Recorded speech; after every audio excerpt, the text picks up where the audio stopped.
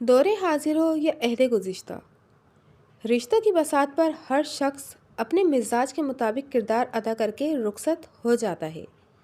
رشتوں کی دھوپ اور چھاؤں کا یہ کھیل ہمیشہ ایک الگ نتیجہ نکالتا رہا ہے۔ کبھی محبت کی بے مثال قربانی اور کہیں مفاد پرستی اور حرص و طمع کی ایسی کارروائی کے دیکھ کر رشتوں پر سے ایمان ہی اٹھ جائے۔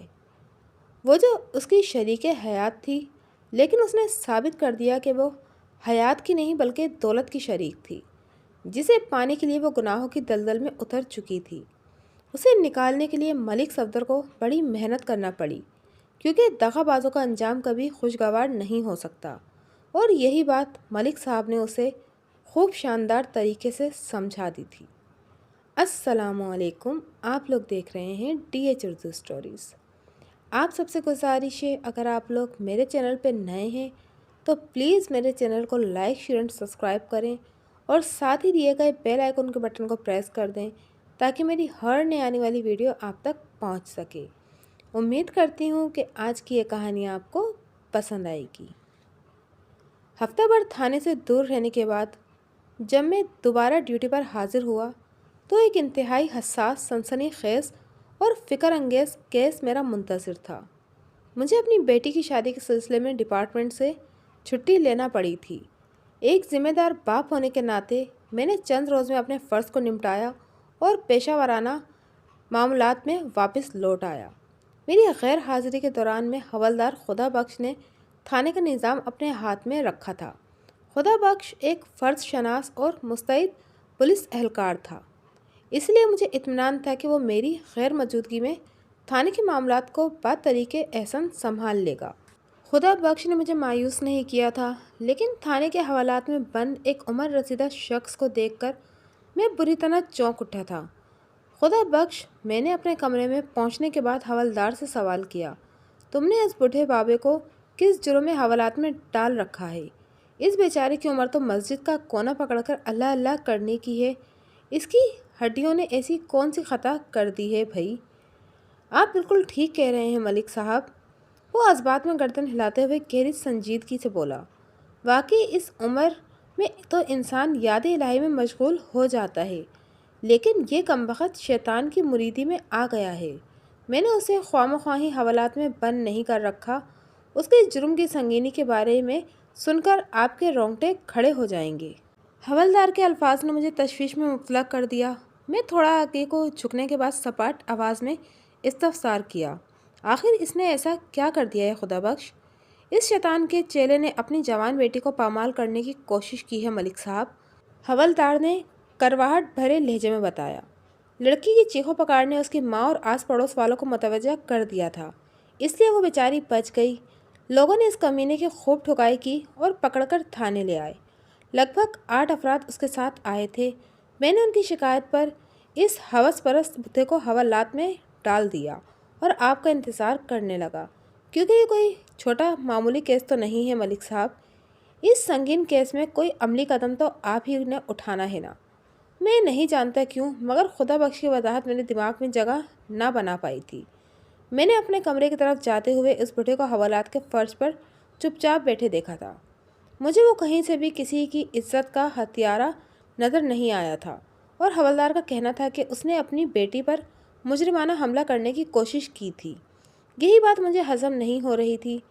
بہرے کیف میں نے خدا بخش کو اپنے خیالات سے آگاہ کرنے کے بجائے اہم سوالات کا سلسلہ جاری رکھا۔ یہ کب کا واقعہ ہے خدا بخش؟ پچھلی رات کا جناب، اس نے جواب دیا۔ وہ لوگ آج صبح اسے تھانے لے کر آئے تھے۔ میں نے ڈپارٹمنٹ سے 17 نومبر تک 24 نومبر ایک ہفتے کی چھٹی لی تھی، اور آج باروز اتوار میں دوپہر میں اپنے تھانے میں موجود تھا۔ حوالدار کی فراہم کردہ معلومات کے مطابق مذکورہ واقعہ 24 اور 25 نومبر کے درمیانی رات کا تھا۔ اس بابے کا نام کیا ہے؟ میں نے حوالدار سے پوچھا۔ کیا یہ اسی علاقے کا رہنے والا ہے؟ ان دنوں میری تعیناتی ضلع گجرانوالہ کی تحصیل حافظ آباد کے ایک گاؤں گوندلا والا میں تھی۔ موضوع گوندلا والا کم و بیش 1000 کی آبادی کا گنجان آباد دیہات تھا۔ میرے محتاط انداز کے مطابق وہاں مکانوں کی تعداد 250 کے قریب تھی۔ میرا تھانہ گوندلا والا سے محض 2 فرلانگ یعنی 440 گز کے فاصلے پر واقع تھا۔ جی ملک صاحب، خدا بخش نے اسبات میں جواب دیا۔ اس کا نام چراغ دین ہے اور وہ گوندلا والا ہی کا ویسنک ہے۔ اس کے علاوہ کیا تفصیلات ہیں؟ میں نے پوچھا۔ چراغ دین اس علاقے کا ایک چھوٹا ذمہ دار ہے، خدا بخش نے بتایا۔ گوندلا والا میں اس کی 18 ایکڑ زرعی اراضی ہے۔ اس نے کاشتکاری کے لیے 2 ملازمین رکھے ہوئے ہیں۔ لگ بھگ 1 سال پہلے اس نے بشرا نام کی ایک عورت سے شادی کی ہے۔ اوہ! میں نے ایک گہری سانس خارج کرتے ہوئے کہا، اس کا مطلب یہ ہوا کہ جس لڑکی کو چراغ دین نے مجرمانہ حملہ کیا وہ ان دونوں کی اولاد نہیں ہے۔ شادی کے 1 سال بعد کوئی جوان لڑکی بھلا کیسے پیدا ہو سکتی ہے؟ آپ کا اندازہ درست ہے ملک صاحب، وہ تائیدی انداز میں سر ہلاتے ہوئے بولا۔ اس لڑکی کا نام شبانہ اور عمر صرف 16 سال ہے۔ شبانہ بشرا کے پہلے شوہر انور جٹ کی اولاد ہے۔ انور جٹ ان ماں بیٹی کو چھوڑ کر کہیں چلا گیا تھا۔ میرا مطلب ہے انور جٹ نے بشرا کو طلاق دے دی تھی۔ چراغ دین کی پہلی بیوی رضیہ 5 سال پہلے انتقال کر گئی تھی۔ رضیہ سے چراغ دین کی کوئی اولاد نہیں ہے۔ اب معاملہ واضح ہوا ہے، میں نے سوچ میں ڈوبے ہوئے لہجے میں کہا۔ اس بڈھے بابے چراغ دین پر جس لڑکی کو پامال کرنے کی کوشش کا الزام ہے وہ اس کی سگی بیٹی نہیں ہے۔ جی یہی بات ہے، حوالدار نے کہا۔ تمہاری اس لڑکی کی ماں سے کوئی بات ہوئی؟ میں نے پوچھا۔ صبح جو 8 افراد چراغ دین کو لے کر تھانے آئے تھے ان میں شبانہ کی ماں بشرا بھی شامل تھی، حوالدار نے بتایا۔ وہ بے حد غصے میں تھی۔ اس نے مجھ سے درخواست کی کہ اس خبیث بڈھے کو سخت ترین سزا ملنا چاہیے، بلکہ اس نے تو یہاں تک کہہ دیا کہ ساری دنیا کے مرد ایک جیسے ہوتے ہیں، شیطانی سوچ کے مالک اور ہوس پرست۔ بس انہیں موقع مل جائے تو پھر ان کی شرافت کا بھانڈا پھوٹ جاتا ہے، وغیرہ وغیرہ۔ خدا بخش، مجھے اس کیس میں کوئی گڑبڑ محسوس ہو رہی ہے، میں نے صاف گوئی سے کام لیتے ہوئے معتدل انداز میں کہا۔ مجھے نہیں لگتا کہ چراغ دین نے ایسی کوئی غیر اخلاقی بلکہ شرمناک کوشش کی ہوگی۔ یہ کوئی دوسرا ہی چکر ہے۔ وہ الجھن زدہ نظر سے مجھے دیکھتے ہوئے مستفسر ہوا۔ کیسا چکر ملک صاحب؟ یہ تو تفتیش کے بعد ہی معلوم ہو سکے گا، میں نے پرخیال انداز میں کہا۔ میں بشرا کے جذباتی بیان کو اہمیت نہیں دے سکتا۔ وہ بیان جو اس نے دنیا کے سارے مردوں کے بارے میں تمہارے سامنے دیا، اگر یہ اس کے کسی سابق ازواجی تجربے کا نتیجہ تھا تو پھر انور جٹ سے طلاق لینے کے بعد اسے کسی دوسرے مرد سے شادی نہیں کرنا چاہیے تھی۔ اگر وہ کسی مرد سے شادی نہ کرتی تو پھر کس سے کرتی؟ حوالدار میری بات کی تہہ میں اترے بغیر بولا۔ عورت ہمیشہ مرد ہی سے تو شادی کرتی ہے ملک صاحب۔ تم بالکل ٹھیک کہہ رہے ہو، میں نے سرسری انداز میں کہا اور پوچھا، تم اس کیس کے بارے میں اور کیا جانتے ہو؟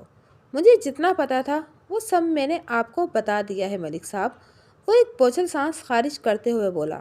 باقی کی تحقیق آپ خود کر لیں۔ ضرور، کیوں نہیں، میں نے سرسری انداز میں کہا۔ چراغ دین کے معاملے کو کل دیکھیں گے، ابھی تو تم مجھے یہ بتاؤ کہ میرے کوارٹر کی کیا حالت ہے۔ آپ نے بتایا تھا کہ اتوار 25 نومبر کو آپ کی واپسی ہوگی، اس لیے میں نے آپ کے کوارٹر کی 1 دن پہلے ہی صفائی اور دھلائی کرا دی تھی۔ خدا بخش نے فخریہ انداز میں جواب دیا۔ آپ چاہیں تو کوارٹر میں جا کر آرام کر سکتے ہیں، میں آپ کے لیے روٹی پانی کا بندوبست کرتا ہوں۔ ہاں یہ ٹھیک ہے، میں نے اسبات میں گردن ہلاتے ہوئے کہا۔ میں بھوک اور تھکاوٹ بیک وقت محسوس کر رہا ہوں۔ حوالدار اٹھ کر کھڑا ہو گیا۔ میں نے اپنا سفری بیگ اٹھایا اور کوارٹر کی جانب بڑھ گیا، جو تھانے کے عقبی حصے میں 4 دیواری کے اندر بنا ہوا تھا۔ رات کے 8 بج رہے تھے۔ موسم سرما میں 8 بجے کا مطلب گاؤں دیہات کی آدھی رات ہے۔ میں نے مغرب کے فوراً بعد کھانا کھا لیا تھا اور عشاء کی نماز کی ادائیگی کے بعد اب میں سونے کی تیاری کر رہا تھا۔ یہ آج سے لگ بھگ 60 سال پہلے کا واقعہ ہے۔ ان دنوں آج کل کی طرح بجلی اور گیس کی سہولیات میسر نہیں تھیں۔ سوئی گیس تو تب تک دریافت ہی نہیں ہوئی تھی اور بجلی کی فراہمی شہری علاقوں تک محدود تھی۔ گاؤں دیہات قصبہ جات میں رہنے والے لوگ تاریکی کا مقابلہ کرنے کے لیے لالٹین، دیا، موم بتی اور ٹارچ کا استعمال کیا کرتے تھے، اور سردی کو بھگانے کی خاطر لکڑیوں یا کوئلوں والی انگیٹھی مؤثر سمجھی جاتی تھی۔ آپ اس انگیٹھی کو بجلی یا گیس کا روم ہیٹر سمجھ لیں۔ خیر، کانسٹیبل شفیع محمد میرے کوارٹر میں کوئلوں والی انگیٹھی دہکا کر واپس جانے لگا تو یکا مجھے چراغ دین کا خیال آ گیا۔ حوالاتی کا کیا حال ہے شفیع محمد؟ میں نے اس سے پوچھا۔ اس نے بتایا وہ بابا آرام سے سو رہا ہے ملک صاحب۔ تمہارا مطلب ہے حوالات کے ٹھنڈے ٹھار فرش پر؟ نہیں جناب، وہ نفے میں گردن ہلاتے ہوئے بولا۔ خدا بخش نے اسے بچھانے کے لیے ایک صرف چٹائی اور اوڑھنے کے لیے ایک رضائی دی ہے۔ پھر تو ٹھیک ہے، میں نے مطمئن انداز میں کہا۔ اور سوال کیا، شفیع محمد، تم نے مجھے بتایا تھا کہ تمہارا کوئی رشتہ دار ادھر گوندلا والا میں رہتا ہے۔ شفیع محمد کا تعلق موضع رسول پور تاڑ سے تھا۔ یہ قبضہ حافظ آباد سے سرگودا جاتے ہوئے جلال پور جٹا سے پہلے راستے میں پڑتا تھا۔ جی ملک صاحب، کانسٹیبل نے اثبات میں جواب دیا، میری ماسی خالہ سکینہ کا گھر ہے یہاں۔ میں نے پرسوچ انداز میں کہا اور پھر پوچھا، اپنی ماسی سکینہ سے ملے تمہیں کتنا عرصہ ہوا ہے؟ کوئی 1 مہینہ ملک صاحب، اس نے بتایا۔ اس حوالاتی چراغ دن کے بارے میں کیا جانتے ہو؟ کوئی زیادہ نہیں جناب، وہ معتدل انداز میں بولا، بس اتنا کہ یہ گوندلا والا کا رہنے والا ایک ذمہ دار ہے۔ تمہیں یہ تو پتہ ہے کہ نہ کہ چراغ دن کو کس جرم کے الزام میں حوالات میں ڈالا گیا ہے؟ میں نے کانسٹیبل کی آنکھوں میں دیکھتے ہوئے استفسار کیا۔ جی، آج صبح جو لوگ اسے پکڑ کر تھانے لائے ہیں ان کا کہنا ہے کہ اس نے اپنی جوان سوتیلی بیٹی شبانہ کی عزت برباد کرنے کی کوشش کی تھی، مگر لڑکی کے شور مچانے اور لوگوں کی بر وقت مداخلت کی وجہ سے یہ کامیاب نہیں ہو سکا۔ شفیع محمد نے بیزاری بھرے لہجے میں کہا، اس واقعے کے بارے میں تمہارا کیا خیال ہے؟ میں نے کریدنے والے انداز میں پوچھا۔ میں یقین سے کچھ نہیں کہہ سکتا ملک صاحب، وہ پریشان انداز میں بولا۔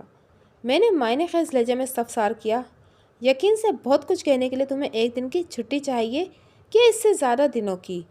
میں کچھ سمجھا نہیں جناب، وہ حیرانی سے پلکیں جھپکاتے ہوئے بولا۔ تم نے پچھلے 1 ماہ سے اپنی ماسی سکینہ سے ملاقات نہیں کی؟ میں نے گہری سنجیدگی سے کہا۔ میں چاہتا ہوں کہ تم کل صبح اس سے ملنے جاؤ۔ یہ میل ملاپ ایک بہانہ ہوگا، اس کی آڑ میں تم نے پتہ لگانے کی کوشش کرنا ہے کہ چراغ دن والے واقعے کی حقیقت کیا ہے۔ سمجھ گیا جناب، وہ رسانیت بھرے انداز میں بولا۔ تھانے میں کسی کو کچھ بتانے کی ضرورت ہے یا نہیں؟ میں چپ چاپ نکل جاؤں؟ خاموشی سے روانہ ہونا دوسروں کو شک میں مبتلا کر سکتا ہے۔ میں نے کہا، تم حوالدار خدا بخش سے کہنا کہ تمہاری سکینہ ماسی کی طبیعت ٹھیک نہیں ہے، تم اسے دیکھنے جا رہے ہو، اور یہ کہ تم نے مجھ سے اس کی اجازت لے لی ہے، باقی میں سنبھال لوں گا۔ شفیع محمد نے اثبات میں گردن ہلائی اور مجھے شب بخیر کہنے کے بعد میرے کوارٹر سے نکل گیا۔ میں خود کو نیند کے حوالے کرنے سے پہلے چراغ دن کے بارے میں سوچنے لگا۔ انسان اور شیطان کا تعلق ازل سے ہے اور ابد تک رہے گا۔ بعض بزرگ یہ بھی فرماتے ہیں کہ ہر انسان کی پیدائش کے وقت اس کا مخصوص شیطان بھی جنم لیتا ہے، جو پہلی سانس سے آخری سانس تک اس انسان کو ورغلانے اور بھگانے کی کوشش میں مصروف رہتا ہے۔ ایک بات کی وضاحت کرتا چلوں کہ یہ نظریہ انسان ہی کے تجربے اور مشاہدے کا نچوڑ ہے۔ اس کی دینی حیثیت یا اہمیت ہے یا نہیں، اس بارے میں دعوے کے ساتھ کچھ نہیں کہہ سکتا۔ بہرحال اگر ہم اس تھیوری کو سچ مان کر چلیں تو پھر یہ کہا جا سکتا ہے کہ کسی انسان کے گناہ کرنے کی کوئی خاص عمر نہیں ہوتی۔ زندگی کے کسی بھی حصے میں اس کا شیطان اسے راہ راست سے ہٹا کر گناہ میں پھینک سکتا ہے۔ اس تناظر میں یہ سوچا جا سکتا ہے کہ بابا چراغ دن کے شیطان نے اسے خود سے 44 سال چھوٹی ایک لڑکی کو برباد کرنے پر اکسایا ہوگا۔ آئندہ روز میں حسب معمول تیار ہو کر تھانے پہنچا تو مجھے بتایا گیا کہ 2 افراد میرے انتظار میں بیٹھے ہیں۔ میرے پوچھنے پر پتہ چلا کہ ان میں ایک چراغ دن کی بیوی بشرا اور دوسرا ان کا گھریلو ملازم نذیر احمد عرف جیرا تھا۔ میں نے ان دونوں کو اپنے کمرے میں بلا لیا۔ صبح ناشتے کرتے ہوئے میں نے یہی فیصلہ کیا تھا کہ آج سب سے پہلے چراغ دن کا تفصیلی انٹرویو کروں گا، اس کے بعد بشرا، شبانہ اور دیگر لوگوں سے پوچھ تاچھ کروں گا، مگر بشرا اپنے جیرا نامی ملازم کے ساتھ خود چل کر تھانے آ گئی تھی، اس لیے میں نے اس کیس کی تفتیش کی شروعات ان سے کرنا مناسب جانا تھا۔ بشرا دیکھنے میں 23 سال کی زیادہ کی نہیں لگتی تھی، لیکن بعد ازاں مجھے معلوم ہوا کہ وہ عمر کی چور ہے۔ اس وقت وہ پورے 38 سال کی تھی۔ وہ بھرے بھرے بدن کی مالک ایک گوری چٹی خوش شکل اور پرکشش عورت تھی۔ اس کا سراپا ایسا تھا کہ کسی بھی مرد کے دل کو تیو بالا کر سکتا تھا۔ بشرا کے ساتھ آنے والا ملازم جیرا صورت سے خاصا تیز اور چلاک نظر آتا تھا۔ میں نے بشرا کو بیٹھنے کے لیے کہا تو وہ میری میز کے سامنے رکھی ایک کرسی پر ٹک گئی۔ البتہ سانولی شکل اور رنگت کا مالک دراز قامت جیرا اس کے عقب میں باادب با ملاحظہ ہوشیار کھڑا رہا تھا۔ سچی بات تو یہ ہے کہ میں نے جیرا کو بیٹھنے کے لیے کہا بھی نہیں تھا۔ رسمی علیق سلیق کے بعد میں نے اپنا تعارف کراتے ہوئے بشرا سے کہا، میرا نام ملک صفدر حیات ہے اور میں اس تھانے کا انچارج ہوں۔ آپ کے حوالدار نے مجھے بتایا تھا، وہ عجیب سے لہجے میں بولی، آپ اپنی بیٹی کی شادی کرنے کے لیے گئے ہوئے تھے؟ ہاں، میں کل دوپہر میں لوٹا ہوں۔ میں نے معتدل انداز میں کہا۔ حوالدار نے مجھے تمہارے معاملے کے بارے میں بتایا ہے۔ میں تو ابھی تم سے ملنے گوندلا والا آ رہا تھا۔ یہ تو اچھا ہوا کہ تم یہاں آ گئی۔ آپ کل کے آئے ہوئے ہیں اور تمام حالات سے واقف بھی ہیں، لیکن ابھی تک آپ نے اس منحوس بڈھے کا کچھ نہیں کیا، وہ شکایت بھرے لہجے میں بولی۔ آپ تو اپنی بیٹی کا گھر بسا کر آ گئے اور یہاں میری بیٹی پر جواز غیبی مار پڑی ہے۔ اس کا آپ کو ذرا سا بھی احساس نہیں ہے؟ آپ کو تو چاہیے تھا کہ… وہ بات ادھوری چھوڑ کر رونے لگی۔ اس کی گلوگر آواز سے یہی محسوس ہوتا تھا کہ اس سے زیادہ دکھی اور مصیبت زدہ انسان اس دنیا میں کوئی دوسرا نہیں ہوگا۔ یہاں جو کچھ سننے میں آیا ہوں، میں اس سے ہرگز غافل نہیں ہوں۔ بشریٰ بی بی، میں نے ٹھہرے ہوئے لہجے میں کہا۔ تم بولتے بولتے اچانک رک کیوں گئی؟ کھل کر بتاؤ، چراغ دن کے سلسلے میں مجھے کیا کرنا چاہیے تھا؟ اگر آپ کی جگہ میں یہاں کی تھانے دار ہوتی تو پہلی فرصت میں اس حوث کے پجاری بڈھے کو پھانسی دے دیتی، وہ کرواہٹ بھرے لہجے میں بولی۔ یہ تم نے بالکل ٹھیک کہا کہ یہاں کی تھانے دار تم نہیں، میں ہوں، میں نے اس کی جذباتی مکالمات سے متاثر ہوئے بغیر کہا۔ بشریٰ بی بی، یہ تھانہ ہے، کوئی پھانسی گھاٹ نہیں جہاں لوگوں کو پھانسی دی جائے یا سولی پر چڑھا دیا جائے۔ یہ عدالت کا کمرہ بھی نہیں ہے کہ مجرموں کو موت کی سزا سنائی جائے۔ تھانے کا کام بس اتنا سا ہے کہ لوگوں کی شکایت سنی جائے، ان شکایت کو پیدا کرنے کی ذمہ دار افراد کو گرفتار کیا جائے اور اپنی تفتیشی کارروائی مکمل کرنے کے بعد انہیں حوالے عدالت میں کر دیا جائے۔ شاید میری بات اس کو سمجھ میں آ گئی، قدرے مناسب انداز میں مستفسر ہوئی۔ تو آپ اپنا کام کب شروع کر رہے ہیں؟ میری بیٹی کو جس ذہنی اذیت سے گزرنا پڑا اس کی تفصیل آپ تک پہنچ چکی ہے، اور اس افسوسناک واقعے کا ذمہ دار بھی آپ کے تھانے کے حوالات میں بند ہے۔ بشریٰ بی بی عام دیہاتی عورتوں سے کافی مختلف تھی۔ میں نے اس میں دیہاتیوں والی جھجک، ہچکچاہٹ اور اعتماد کا فقدان نہیں دیکھا تھا۔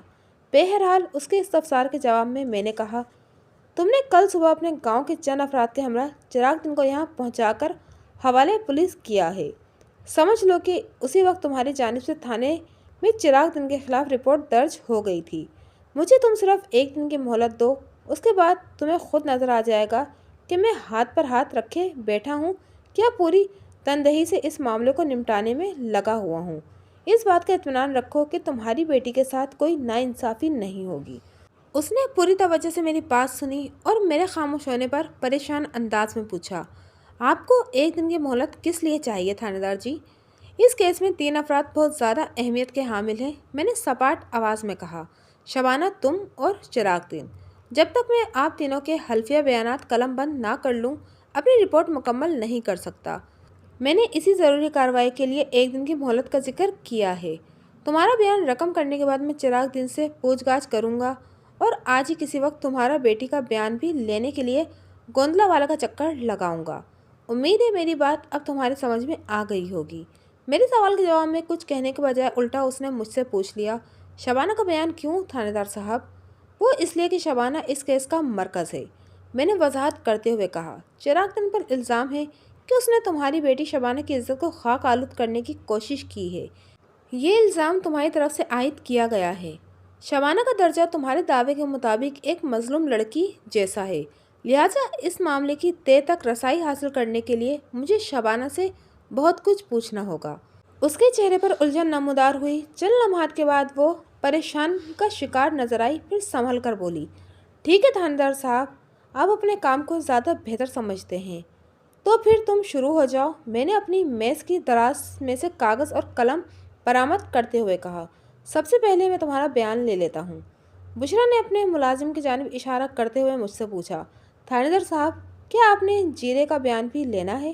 ابھی فوری طور پر اس کے بیان کی ضرورت نہیں، میں نے صاف گوئی کا مظاہرہ کرتے ہوئے کہا۔ اگر آگے چل کر یہ اس کیس سے جڑا ہوا دکھائی دیا تو میں اسے لازمی شامل تفتیش کر لوں گا۔ جیرے، وہ اپنے ملازم سے مخاطب ہو کر تحقیقانہ انداز میں بولی، تم جا کر باہر بیٹھو، میں تھانے دار صاحب کو اپنا بیان لکھوا کر آتی ہوں۔ جیرا بشریٰ کے ساتھ ہی میرے کمرے میں داخل ہوا تھا، لیکن جس دوران میں بشریٰ سے بات کر رہا تھا وہ اللہ کا بندہ منہ میں گھنگھنیاں ڈالے چپ چاپ ہاتھ باندھے بشریٰ کے عقب میں کھڑا رہا تھا۔ جیرا کے جانے کے بعد بشریٰ نے اپنی کہانی شروع کر دی۔ اس کے بیان کی بیشتر باتیں میں پہلے سے ہی جانتا تھا، لہٰذا میں اس داستان کا اہم اور ضروری حصہ خلاصے کی شکل میں آپ کی خدمت میں پیش کرتا ہوں، اور وہ بھی بشریٰ ہی کی زبانی۔ कमो पेश 1.5 साल पहले एक तकरीब में उस शख्स चिराग दीन से मेरी मुलाकात हुई थी। फिर ये मुख्तलिफ हेलो और बहानों से मुझसे मिलने लगा। बिलाखिर उसने ये कहते हुए मुझसे शादी की ख्वाहिश जाहिर कर दी कि शबाना को वो अपनी बेटी समझकर रखेगा। उसके पास ज़मीन और जायदाद है, लेकिन इस दुनिया में उसका कोई वारिस नहीं। अगर मैं उससे शादी के लिए तैयार हो जाऊं तो वो अपना सब कुछ मेरे नाम कर देगा। सच पूछिए तो मैं इस वक्त ज़हनी तौर पर बहुत उलझ कर रह गई थी। 4 साल पहले अनवर जट ने मुझे तलाक दे दी थी। अनवर बड़ा ही जालिम और कमीना शख्स था। मैंने शुक्र किया कि इस खब्बीस से जान छूटी। उसके साथ ही मैंने खुद से अहद किया कि ज़िंदगी भर अब शादी नहीं करूँगी। मुझे मर्द ज़ात से नफरत सी हो गई थी। लेकिन शबाना जैसे जैसे बड़ी होने लगी, मुझे एहसास हुआ कि बच्चों की परवरिश, ख़ुसूसन बेटी की निगहदाश्त, अकेली माँ के बस का काम नहीं है। इस मकसद के लिए घर में किसी मर्द का होना ज़रूरी है, चाहे वो खांसी का मारा हुआ कोई बुढ़ा ठुड्डा शख्स ही क्यों ना हो। इन हालात में चिराग दिन की पेशकश मुझे भली लगी। वो 60 साल से ऊपर का हो चुका था। मैंने ये सोचकर उससे शादी कर ली कि शबाना इसकी पोती और नवासी, अगर उसकी कोई औलाद होती तो उनकी भी उम्र यही होती। लिहाजा इस मर्द की जानिब से उसकी इज्जत का कोई ख़तरा नहीं होगा। दूसरा, मुझे इस बात का इत्मीनान था कि चिराग दिन के आगे पीछे कोई नहीं है और वो आसूदा और उम्र रसीदा भी है। चुनाचा उसके साथ हम दोनों माँ बेटी का मुस्तकबिल महफूज है। लेकिन मेरा ये इत्मीनान रफ्ता रफ्ता गारत होने लगा। शादी के 1 साल गुजर गया, मगर इस कमबख्त बुढ़े ने अपनी ज़राई अराजी और मकान मेरे नाम नहीं लगाया। मैंने ये सोचकर सब्र कर लिया कि वो टांगे कब्र में लटकाए बैठा है, इसके गुजरने के बाद सब कुछ हमारा ही तो होगा। लेकिन वक्त ने साबित कर दिया कि मेरी खुश फहमी बल्कि गलत फहमी थी। वो कमीना कुछ और सोचे बैठा था। पिछले 1 माह से उसने अलग कमरे में सोना शुरू कर दिया था। मुझे क्या पता था कि वो शबाना को अपने किसी गंदे मंसूबे का निशाना बनाने वाला है। यहाँ तक बताने के बाद उसने लम्हाती तौक़ुफ़ करके अपनी भीगी हुई आंखों को खुश्क किया और भर्राई हुई आवाज़ में इजाफा करते हुए बोली, थानेदार साहब, मैंने सारी हकीकत खोलकर आपके सामने रख दी है। आप मेरी मासूम बच्ची को अपनी बेटी ही समझें और इस नामराद बुढ़े को ऐसी सख्त सज़ा दिलाएं कि इसकी गलीज़ रूह तक कांप उठे। मैंने बुशरा के इस बयान पर कोई तबसरा करना ज़रूरी न जाना और उस तसल्ली के साथ उसे थाने से रुखसत कर दिया। बुशरा बीवी, तुम्हें किसी किस्म की फ़िक्र करने की ज़रूरत नहीं। मैंने अपनी पूरी पेशा वराना ज़िंदगी में हमेशा हक और सच का साथ दिया है। तुम इत्मीनान से अपने घर जाओ, इसे यकीन के साथ कि मैं शबाना को इंसाफ दिलाऊंगा। उसके बाद उसने मुझसे कोई सवाल या जर्रा बहस नहीं की और मेरे कमरे से निकल गई। उसके जाने के बाद मैंने इस वाक़े के मुलजिम चिराग दिन को अपने पास बुला लिया। चिराग दिन की उम्र 65 के करीब करीब थी। वो एक कम गोश शख्स था और वो जिस किस्म के हालात का शिकार था, उसके पेश नज़र तो बाकौल उसकी बोलती ही बंद होकर रह गई थी। बहरे कैफ मेरे नरम रवैये से मुतमईन होने के बाद उसने ज़ुबान खोल दी। उसका बयान बुशरा की सुनाई हुई कहानी से लगा नहीं खाता था। चिराग दिन ने शबाना पर मुजरमाना हमला किया था या नहीं, ये मामला तो रहा एक तरफ। इसके अलावा भी चिराग दिन की विपता में बहुत कुछ काबिल गौर और चौंका देने वाला था। थानेदार जी, उसने ज़ख्मी लहजे में मुझसे मुखातिब होते हुए बताया, ये सच है, मैंने बुशरा को पहली मर्तबा एक तकरीब में देखा था। हमारे गांव के चौधरी साहब ने मुझे बुशरा से मिलवाया था। मैं आपसे गलत बयानी नहीं करूंगा, पहली नज़र में बुशरा मुझे बहुत अच्छी लगी थी। मैं इसके बारे में इधर उधर से मालूमात इकट्ठा करने लगा। मुझे पता चला कि वो गोंदला वाला की रहने वाली है। इसकी एक जवान बेटी है और वो तलाक याफ्ता है। हम बहुत जल्द एक दूसरे के करीब हो गए।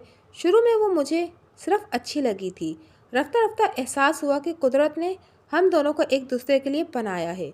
5 साल पहले मेरी घरवाली रज़िया फौत हो गई थी। बदकिस्मती से हमारी कोई औलाद नहीं थी। अब मैं बीमार रहने लगा था। मुझे हर लम्हा ये फ़िक्र लगी रहती कि अगर मैं किसी दिन अल्लाह को प्यारा हो गया तो मेरा 18 एकड़ ज़मीन और मकान का क्या होगा। मेरे बाद मेरा कोई वारिस नहीं था। इन हालात में मुझे यही दुरुस्त लगा कि बुशरा से शादी कर लूं। इस रिश्ते से मेरी तन्हाई दूर हो जाएगी और इन माँ बेटी को एक मुस्तकिल सहारा मिल जाएगा। उसने लम्हाती तौक़ुफ़ करके अपनी खांसी से मुकाबला किया, फिर 4-5 गहरी सांसें लेने के बाद दोबारा गोया हुआ। मेरी नीयत साफ और मकसद नेक था, थानेदार साहब, लेकिन शादी के चंद माह बाद ही मुझे एहसास हो गया कि बुशरा से शादी करके मैंने एक संगीन गलती कर दी है। वो एक मफाद परस्त और लालची औरत साबित हो रही थी। वो सुबह शाम सिर्फ एक ही रट लगाए हुए थी کہ جلد از جلد اپنی زرعی اراضی اور مکان اس کے نام لگا دوں۔ میں نے کئی بار سمجھایا کہ میرا سب کچھ انہی ماں بیٹی کا ہے، میں آج ہوں کل نہیں رہوں گا، مگر وہ کسی طرح بھی میری بات کا یقین کرنے کو تیار نہیں ہوئی، بلکہ ایک رات اس نے مجھ سے یہاں تک کہہ دیا کہ میں نے اس سے وعدہ کیا تھا کہ شادی کے فوراً بعد میں اپنا سب کچھ اس کے نام کر دوں گا۔ چراغ دن 1 منٹ، میں نے قطع کلامی کرتے ہوئے کہا، کیا تم نے واقعی بشریٰ سے ایسی کوئی وعدہ کیا تھا؟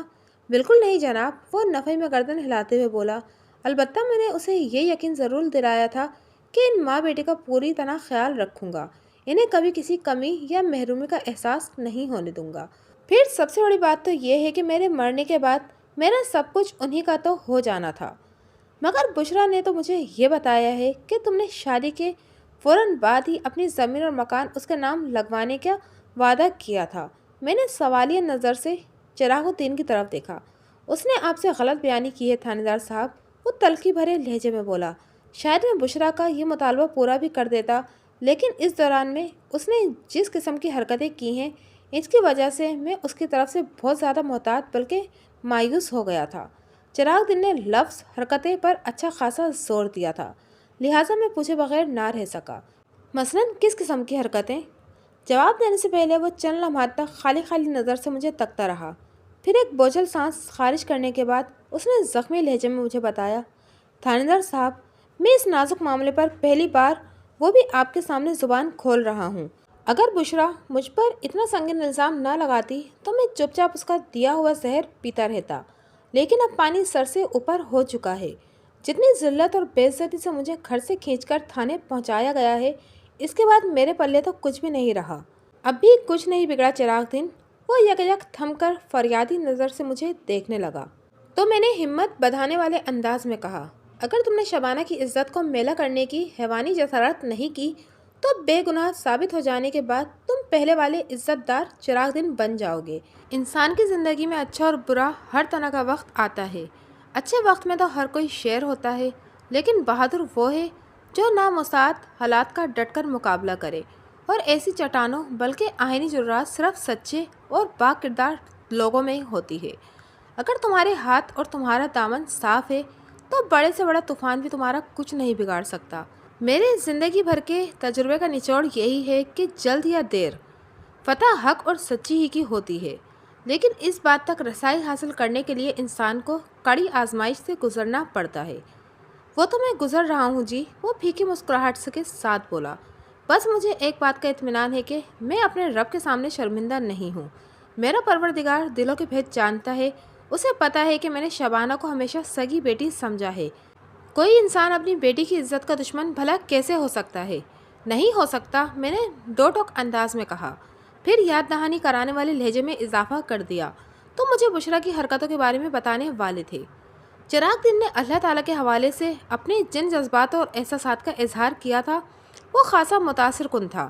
میرے دل سے آواز آئی کہ اس نے ایسے کسی گناہ کا ارتکاب نہیں کیا جس کے لیے اسے مورود الزام ٹھہرایا جا رہا تھا۔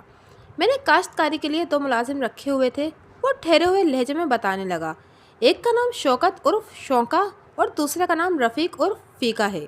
وہ دونوں میرے لیے بھروسے اور اعتماد کے بندے تھے، لیکن شادی کے 1 ماہ بعد بشریٰ نے فیقے پر زیورات کی چوری کا الزام لگا دیا۔ کچھ زیور تو بشریٰ کے پاس پہلے سے تھا اور کچھ میں نے شادی کے موقع پر بنوا کر اسے دیا تھا۔ وہ سارے زیورات اچانک غائب ہو گئے تھے۔ بشریٰ کو یقین تھا کہ فیقے کے سوا کسی نے چوری نہیں کی، جبکہ میرا دعویٰ یہ تھا کہ فیقہ ایسا کام ہرگز نہیں کر سکتا۔ بہرحال یہ تنازع اس قدر بڑھا کہ بشریٰ کے مطالبے پر مجھے فیقے کو فارغ کرنا پڑا۔ مجھے یہ سب اچھا تو نہیں لگا تھا، مگر میں بشریٰ کے سامنے مجبور ہو گیا تھا، اور یہ میری دوسری غلطی تھی۔ پہلی غلطی میں نے بشریٰ سے شادی کر کے کی تھی۔ وہ اپنی سانس ہموار کرنے کے لیے رکا اور کھانسی کے ایک دورے کو جھیلا اور اپنے بیان کو آگے بڑھاتے ہوئے بولا۔ چند دن کے بعد بشریٰ نے مجھ پر دباؤ ڈالا کہ میں اس کے ایک جاننے والے بندے کو فیقے کی جگہ اپنے پاس ملازم رکھ لوں۔ سچ بات تو یہ ہے کہ مجھے اپنا کام چلانے کے لیے صرف ایک ہی شخص کی ضرورت تھی۔ میں فیقے اور شونکے کو ایک ساتھ اس لیے بھی برداشت کر رہا تھا کہ وہ دونوں ایک طویل عرصے سے میری خدمت کر رہے تھے۔ فیقے کے جانے کے بعد مجھے کاشتکاری کے معاملات میں کسی قسم کی دقت کا سامنا نہیں کرنا پڑا تھا، لیکن بشریٰ نے جیسے قسم کھا لی تھی کہ وہ مجھ سے اپنی بات منوا کر ہی رہے گی۔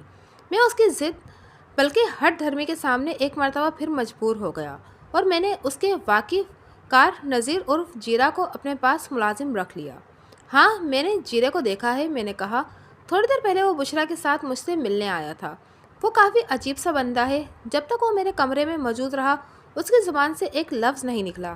آپ اس میسنے کے بارے میں کچھ نہیں جانتے تھانے دار صاحب، وہ طنزیہ لہجے میں بولا۔ وہ انتہائی کمینہ اور بدذات شخص ہے۔ میں نے اسے ملازم تو رکھ لیا مگر اس نے بہت کم عرصے میں مجھے ایک نئے عذاب میں ڈال دیا تھا۔ وہ بشرا کے ساتھ بہت زیادہ گھل مل گیا تھا۔ شوقی نے کئی بار مجھے بتایا کہ جیرا نیت اور نظر کا ٹھیک نہیں ہے مگر میں نے ان کی باتوں پر توجہ نہیں دی، لیکن میرے دماغ میں اس حوالے سے ایک بے چینی سی بھر گئی تھی۔ نہ چاہتے ہوئے میں نے جیرے پر کڑی نظر رکھنا شروع کر دی اور میرے ان گناہ گار آنکھوں نے بشرا اور جیرے کو حد سے زیادہ بے تکلف ہوتے ہوئے دیکھ لیا۔ یہ سب میری برداشت سے باہر تھا۔ میں نے ایک رات بشرا سے خاصے سخت لہجے میں بات کی۔ حد ہو گئی بشرا، یہ سب ٹھیک نہیں ہے۔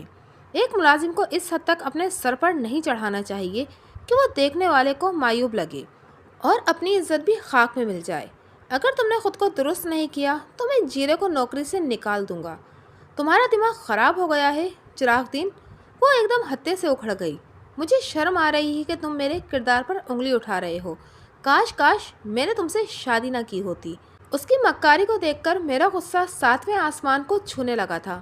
تھانے دار صاحب، میں نے بھی اس کی اور جیرے کی ایک ایک نازیبا حرکت ٹھوس ثبوت کے ساتھ اس کے سامنے رکھ دی۔ وہ کسی زخمی ناگن کی طرح پھنکاری اور اس نے ایک ایسی بات کی جس نے مجھے خود ہی اپنی نظر میں ذلیل کر دیا۔ آپ تصور بھی نہیں کر سکتے کہ اس نے مجھ سے کیا کہا ہوگا۔ وہ ایک مرتبہ پھر رک کر اپنی بے ترتیب سانسوں کو ہموار کرنے لگا۔ اس دوران میں کھانسنے کا عمل بھی وقفے وقفے سے جاری رہا تھا۔ جب اس کی حالت نارمل ہوئی تو میں نے معتدل انداز میں کہا، چراغ دین، میرے تصور کرنے یا ٹیوے تکے لگانے میں وقت ضائع ہوگا اور وقت کو ضائع کرنے والا در حقیقت خود کو ضائع کر رہا ہوتا ہے۔ اس لیے تم اپنی ہی زبان میں بتا دو کہ اس رات بشرا نے تم سے ایسی کون سی بات کہہ دی تھی کہ تم اپنی نگاہوں میں گر گئے۔ اس کے چہرے پر ایک رنگ سا آ کر گزر گیا۔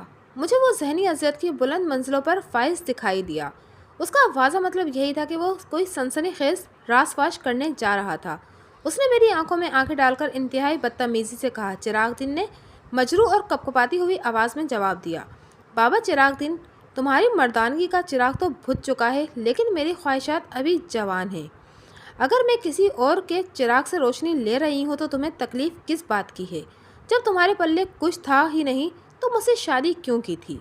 اس کی باغیانہ بلکہ مجرمانہ سوچ نے میرے تن بدن اور دل و دماغ کو تھوڑی دیر کے لیے جیسے مفلوج کر دیا تھا۔ اس نے اپنے اندر کی غلاظت بھری بھڑاس تو نکال دی تھی اور مجھے کچھ سمجھ میں نہیں آ رہا تھا کہ میں کس کے پاس جا کر اپنا درد بیان کروں۔ بس اس رات میں اپنے اندر مر سا گیا۔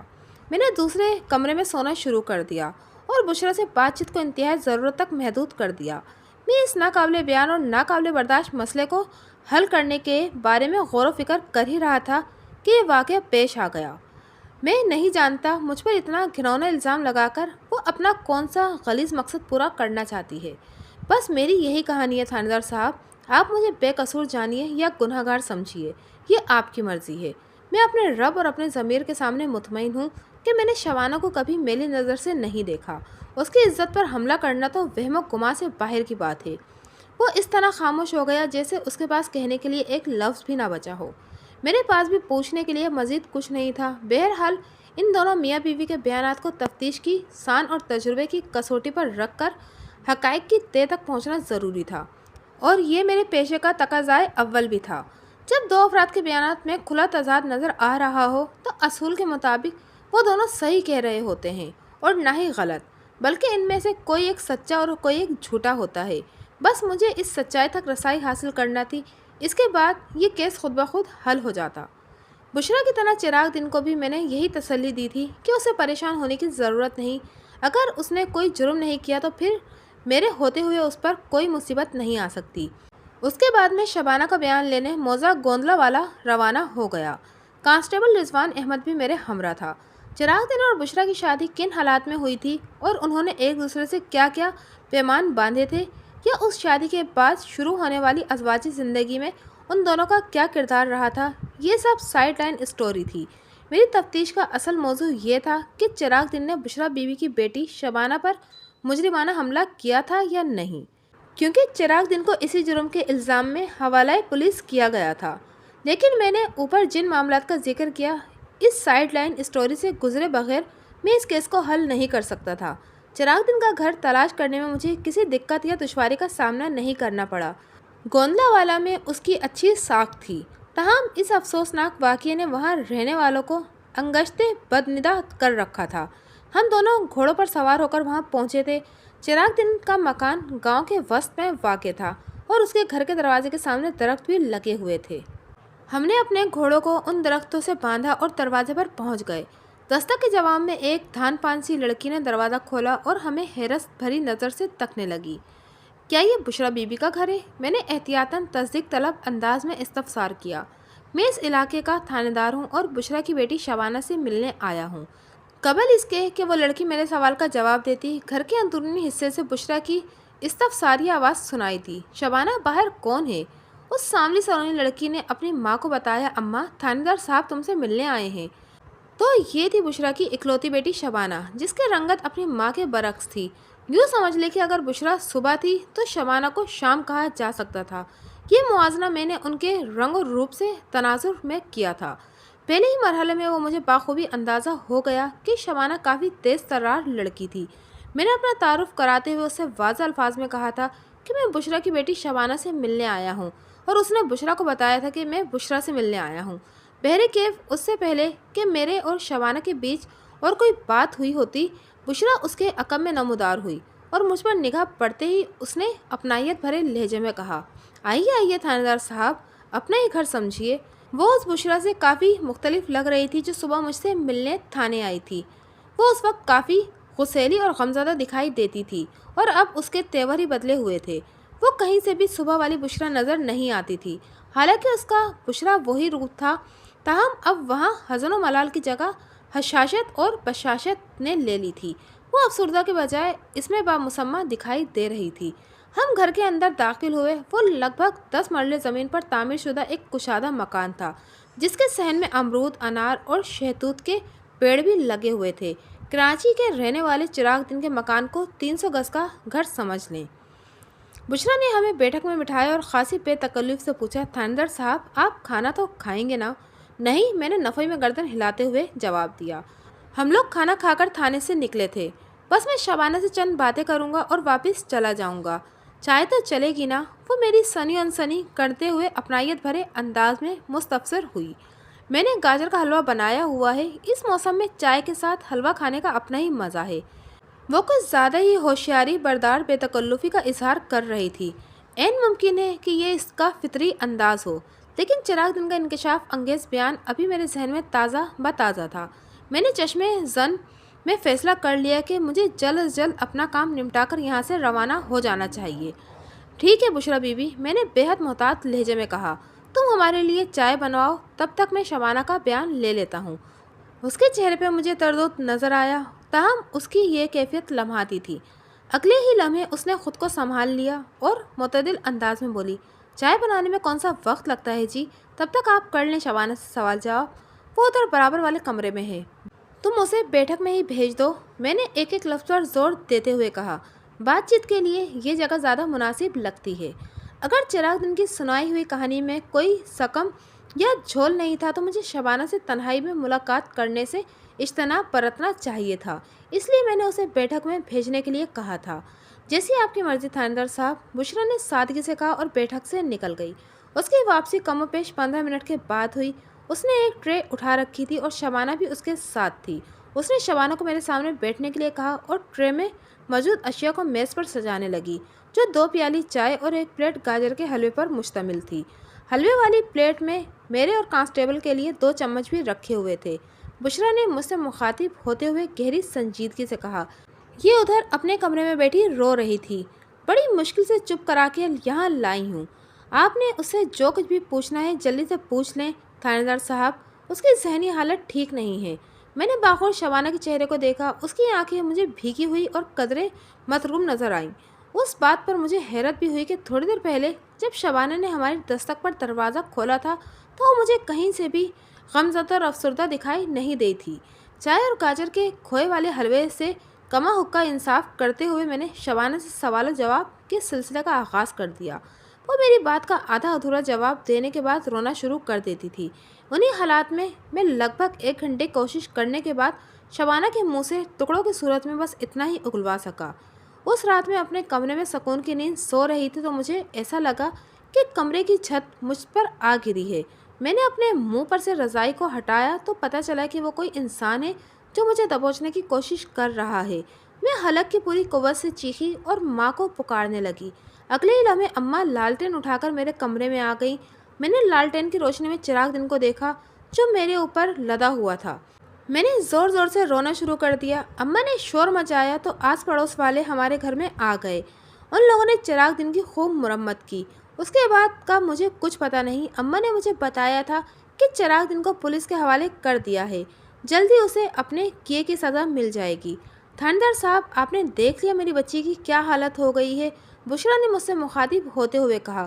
پھر وہ شبانہ کی طرف دیکھتے ہوئے بولی، تم اپنے کمرے میں جا کر آرام کرو، میں تھاندار صاحب سے بات کر کے آتی ہوں۔ ہاں، میں نے دیکھ بھی لیا ہے اور شبانہ کے بیان کو لکھ بھی لیا ہے، میں نے شبانہ کے جانے کے بعد بشرا کی بات کے جواب میں کہا، لیکن یہ کافی نہیں ہے۔ جب یہ خود کو سنبھال لے گی تو میں اس سے تفصیلی بات چیت کرنے کے لیے دوبارہ یہاں آؤں گا۔ میرے آخری الفاظ پر توجہ دیے بغیر بشرا نے استفسار کیا، تھاندار صاحب، ساری صورتحال آپ کے سامنے ہے، مجھے بتائیں چراغ دن کو کب تک جیل بھیجیں گے؟ میں نے یہ بات خاص طور پر نوٹ کی تھی کہ بشرا کو سب سے زیادہ دلچسپی چراغ دن کی سزا سے تھی۔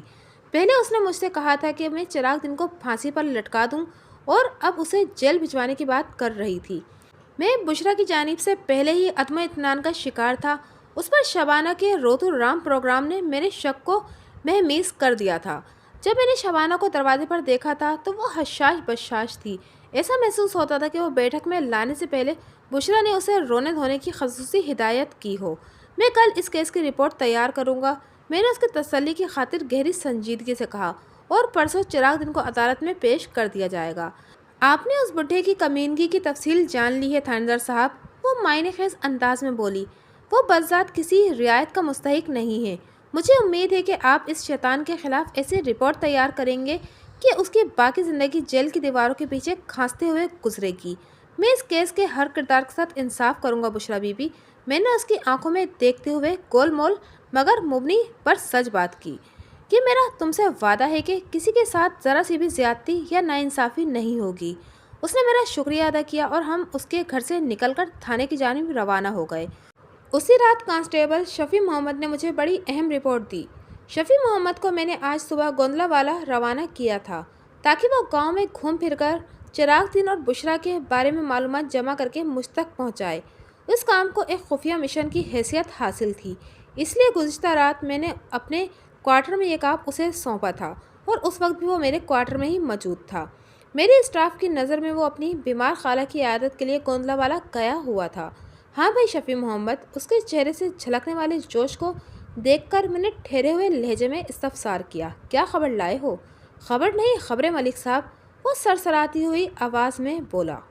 آپ میری کارکردگی کا احوال سنیں گے تو خوش ہو جائیں گے۔ تو پھر انتظار کس بات کا؟ میں نے دلچسپی بھرے لہجے میں کہا۔ گوندلا والا سے جو کچھ بھی لے کر آئے ہو اسے مجھ تک پہنچاؤ۔ نمبر 1۔ وہ شروع ہو گیا۔ بشرا کا تعلق اس گاؤں سے نہیں، وہ گجراوالا سے یہاں آئی تھی۔ گجراوالا تو کافی بڑا شہر ہے۔ اس وقت ہم اسی ضلع کی ایک تحصیل کے تھانے میں بیٹھے ہوئے تھے۔ میں نے اس کی بات پوری ہونے سے پہلے ہی پوچھ لیا، کیا تم نے بشرا کا گجراوالا کا پتہ ٹھکانہ بھی معلوم کیا ہے؟ جی بالکل کیا ہے، وہ اس بات میں گردن ہلاتے ہوئے بولا۔ وہ عورت گجراوالا کے ایک علاقے باغبان پورا کی رہنے والی ہے۔ اس کے گھر کا محل وقوع وغیرہ پتہ نہیں چل سکا ملک صاحب، کہ اتنا ضروری بھی نہیں، میں نے سرسری انداز میں کہا۔ اگر اس کے ماضی کا کھوج لگانا مقصود ہوا تو ہمیں کسی کھوجی کی ضرورت پیش نہیں آئے گی، تم آگے بتاؤ۔ نمبر 2۔ چراغ دن نے بڑی متوازن اور صاف ستھری زندگی گزاری ہے، کانسٹیبل نے جواب دیا، لیکن اس واقعے نے لوگوں کو حیران کر دیا ہے۔ میں نے محسوس کیا ہے کہ چراغ دن کی بیوی بشرا کے سوا گاؤں کا کوئی بھی ویسنک اسے بد چلن یا بد کردار تسلیم کرنے کو تیار نہیں۔ اس بات کا مجھے بھی اندازہ ہو چکا ہے، میں نے پرسوچ لہجے میں کہا اور سوالی نظر سے کانسٹیبل کی طرف دیکھا۔ नंबर 3 शफी मोहम्मद मेरी निगाह के मफहूम तक रसाई हासिल करते हुए बताने लगा। मुझे पता चला है कि गांव का चौधरी चिराग दिन की ज़रई अराजी खरीदने में गहरी दिलचस्पी रखता है। वो कई बार उसे मुंह मांगी कीमत देने की बात भी कर चुका है, लेकिन चिराग दिन किसी भी हाल में अपनी ज़मीन बेचने को तैयार नहीं। मैंने गहरी सोच में डूब गया। कांस्टेबल ने पूछा, मलिक साहब मेरे लिए क्या हुक्म है? तुम्हें मजीद अभी 2 रोज़ तक अपनी मासी सकीना की मिजाज परसी जारी रखना चाहिए। मैंने उसके चेहरे पर निगाह जमा कर कहा। समझ गया जनाब, वो मजबूत लहजे में बोला। और इस दौरान में तुमने बुशरा के मामलात पर भी गहरी नज़र रखनी है। मैंने ठहरे हुए लहजे में कहा। मैं जानना चाहता हूँ कि वो किन लोगों से ज़्यादा मिलती है। अगर मुमकिन हो तो ये भी मालूम करो कि वो उन लोगों से किस नौयत की बातें करती है। मैं आपके हुक्म की तामील के लिए पूरी कोशिश करूँगा। मलिक साहब, वो बड़े असम से बोला। इंशाअल्लाह आपको मेरी जानिब से किसी किस्म की मायूसी नहीं होगी। ठीक है, मैंने फैसला कुन अंदाज में कहा। तो फिर काम से लग जाओ। उसने मुझे सलाम किया और मेरे क्वार्टर से निकलकर तारीकी का हिस्सा बन गया। मौजे गोंदला वाला मेरे थाने से महज 2 फरलांग के फासले पर वाक़ था। नॉर्मल रफ्तार से चलने वाले इंसान इस फासले को बआसानी 15 मिनट में तय कर सकता था। शफी मोहम्मद के जाने के बाद मैं सोने के लिए लेटा तो मेरे दिमाग में 2 अहम पॉइंट्स चमक रहे थे। नंबर 1, चिराग दिन ने मुझे बताया था कि चौधरी साहब ने उसे किसी तकरीब में बुशरा से मिलवाया था। नंबर 2, कांस्टेबल शफी मोहम्मद की ज़ुबानी मुझे पता चला था कि चौधरी चिराग दिन की ज़रई अराजी मुँह मांगे दामों खरीदने में गहरी दिलचस्पी रखता था। इन्हीं 2 अहम नुकात को अपने दिमाग में सोचते सोचते मैं नींद की वादी में उतर गया। मंगल 27 नवंबर की सुबह मैंने सरकारी मुसव्विर को बुलाकर बुशरा शबाना और जीरा के फिल्मी खाके तैयार कराए और हवलदार खुदा बख्श को ज़रूरी हिदायत के साथ गुजरावाला के एक मारूफ इलाके बागबानपुरा की जानिब रवाना कर दिया। खुदा बख्श मेरी नज़र में एक भरोसेमंद और बुर्दबार शख्स था, इसलिए मैंने उसे शफी मोहम्मद की मसरूफियात से आगाह कर दिया था। अगर शफी मोहम्मद की फराहम करदा मालूमात दुरुस्त थी तो खुदा बख्श को बुशरा एंड को के माजी को खंगालने में कोई मुश्किल पेश नहीं आने वाली थी। मैंने बुशरा वगैरह के खाके बनवाने के लिए उन्हें थाने बुलवा लिया था। चिराग दिन ने मुझे बताया था कि जीरा बुशरा का लाया हुआ बंदा है, इसलिए मैंने एहतियातन उसका भी खाका तैयार करवा लिया था। इस मौके पर बुशरा ने हैरत आमिज़ उलझन के साथ मुझसे पूछा था, थानेदार साहब आपने हमारी तस्वीरें किस लिए बनवाई हैं? अपने रिकॉर्ड के लिए। मैंने उसके इत्मीनान की खातिर एक माकूल जवाब दिया। ऊपर से हुक्म आया है कि आप हर केस से वाबस्ता अफराद की तस्वीर भी फाइल में लगा कर दें। ये सब मैंने अपने बड़े अफसरों के कहने पर किया है। फिर मैंने उस जवाब में भंगाड़ लगाने के लिए मजीद कहा, तुम लोगों के आने से पहले मैं चिराग दिन की तस्वीर भी बनवाई है। वो मेरी इस वजाहत से मुतमईन नज़र आने लगी। बावक्त रुखसत उसने मुझसे इस्तफसार किया, आज आप इस केस की रिपोर्ट तैयार कर लेंगे ना? तुम खुद अपनी आंखों से देख लो, मैंने कदरे बेजारी से कहा। मैं इसी काम में जुटा हुआ हूँ। उसके बाद उसने मुझसे मज़ीद कोई सवाल नहीं किया और शबाना और जीरा की मायत में वापस चली गई। दोपहर का खाना खाने के बाद मैं चौधरी हक नवाज गोंदल से मिलने मौजा गोंदलावाला पहुँच गया। गोंदलावाला नामी इस गांव पर पिछली 2 सदियों से गोंदल बिरादरी की हुक्मरानी थी, इसलिए वो गोंदलावाला कहलाता था। चौधरी हक नवाज गोंदल 55 साल का एक चाको चौबंद शख्स था। चंद बातों की तस्दीक की तलब मुझे चौधरी हक नवाज की अजीमुशान हवेली तक ले गई थी। चौधरी ने हवेली के किंग साइज दरवाजे से आकर मेरा पुरतपाक इस्तकबाल किया। वो मुझे एक सजी सजाए कुशादा बैठक में ले गया, जहाँ नफीस और दबीस बेशो कीमत सोफे लगे हुए थे। फर्श पर ईरानी कालीन बिछा हुआ था और बैठक की दीवारों पर ख़ानदान के मतूफ़ी बुजुर्गों की फ्रेम शुदा बड़े साइज़ की तस्वीर आवीज़ा थी। रस्मी अलीक सलीक के बाद चौधरी मेरे लिए खाने के बंदोबस्त का जिक्र करने ही लगा था कि मैंने ठहरे हुए लहजे में कहा, चौधरी साहब खाने की बिल्कुल ख्वाहिश नहीं है और ना ही ज़रूरत। मैं पेट भरकर खाने के बाद ही थाने से निकला था। आप किसी किस्म का तकल्लुफ़ ना करें तो मेहरबानी होगी। इसमें तकल्लुफ़ वाली भला कौन सी बात है मलिक साहब? वो गहरी संजीदगी से बोला, ये नामुमकिन है कि कोई इंसान मेरी बैठक में आए और बगैर कुछ खाए पिए यहाँ से चला जाए, और आप तो इस इलाके के थानेदार हैं। आपकी खातिरदारी तो मुझ पर किसी फ़र्ज की तरह आई थी जनाब। चौधरी हक नवाज की मोहब्बत भरी ज़िद के सामने मैं मजबूर हो गया और उसे चाय वगैरह तक महदूद रखते हुए मैंने खाने की हामी भर ली। थोड़ी देर बाद चाय वगैरह के नाम पर मेरे सामने पुरतकल्लुफ़ नाश्ता लगा दिया गया। मैं अपनी ज़रूरत के मुताबिक हाथों और मुँह को हरकत में ले आया। इस दौरान में हमारे बीच बातों का सिलसिला भी चल निकला। मुझे पता चला है कि आप कल भी गोंदलावाला आए थे, चौधरी ने शिकायत भरे लहजे में कहा, और مجھ سے ملے بغیر ہی آپ واپس بھی چلے گئے۔ آپ کی CID تو بڑی مستعد اور فعال ہے چودھری صاحب، میں نے چونکتے ہوئے لہجے میں کہا۔ ہر چیز کا خیال اور حساب رکھنا پڑتا ہے ملک صاحب، وہ میری آنکھوں میں دیکھتے ہوئے بولا۔ 1000-1500 لوگوں پر حکمرانی کرنا کوئی آسان کام نہیں ہے، ہر پہلو کی خبر رکھنے کے لیے مناسب انتظام بہت ضروری ہے۔ یہ تو آپ بالکل ٹھیک کہہ رہے ہیں چودھری صاحب، میں نے کھانے کا عمل جاری رکھتے ہوئے تائیدی انداز میں گردن ہلائی۔ اور سنائیں، وہ کریدنے والے انداز میں مستفسر ہوا۔ چراغ دن کا معاملہ کہاں تک پہنچا؟ اسی کام میں لگا ہوا ہوں چودھری صاحب، میں نے جواب دیا، اور اس سلسلے میں مجھے آپ کی مدد کی بھی ضرورت ہے، کیونکہ یہ مدد کوئی اور نہیں کر سکتا، اس لیے میں آج آپ کے پاس حاضر ہوا ہوں۔ چودھری حق نواز میری نظر میں ایک اچھی ساکھ رکھنے والا بڑا ذمہ دار تھا۔ عام چودھریوں اور وڈیروں کے حوالے سے جس قسم کی منفی باتیں سننے کو ملتی ہیں، ویسی قابل مذمت خصوصیات میں نے چودھری حق نواز گوندل میں نہیں دیکھی تھی۔ ملک صاحب، میں آپ کی ہر مدد کرنے کو تیار ہوں، وہ سوچتی ہوئی نظر سے مجھے دیکھتے ہوئے مستفسر ہوا۔ لیکن آپ کی یہ بات میری سمجھ میں نہیں آئی کہ کوئی اور شخص آپ کی مدد کیوں نہیں کر سکتا؟ اس کا ایک خاص سبب ہے چودھری صاحب، میں نے کہا۔ اس نے اضطراری لہجے میں پوچھا، کیسا سبب؟ آپ کا نام اس کیس کے ساتھ نتھئی ہو چکا ہے، میں نے انکشاف انگیز لہجے میں کہا۔ وہ کیسے ملک صاحب؟ وہ بے یقینی سے مجھے تکتے ہوئے بولا۔ ذرا اس بات کی وضاحت تو کریں جناب۔ چراغ دن کی منکوہ بشرا نے مجھے بتایا ہے کہ آپ نے کسی تقریب میں اسے چراغ دن سے ملوایا تھا، میں نے چودھری کے چہرے پر نگاہ جما کر کہا۔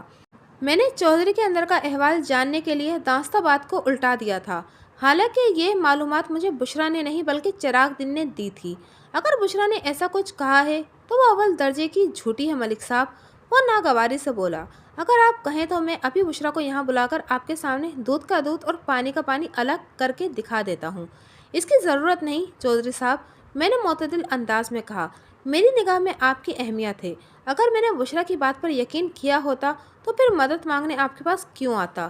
ہاں، البتہ یہ ضرور ہے کہ میں نے چراغ دن کو بشرا سے ملوایا تھا، وہ گہری سنجیدگی سے بولا، اور اس کا بھی ایک سبب ہے۔ لمحاتی توقف کر کے اس نے ایک آسودہ سانس خارج کی اور پھر اپنی بات مکمل کرتے ہوئے بولا۔ چراغ دن بار بار حریصانہ نظر سے بشرا کو دیکھ رہا تھا۔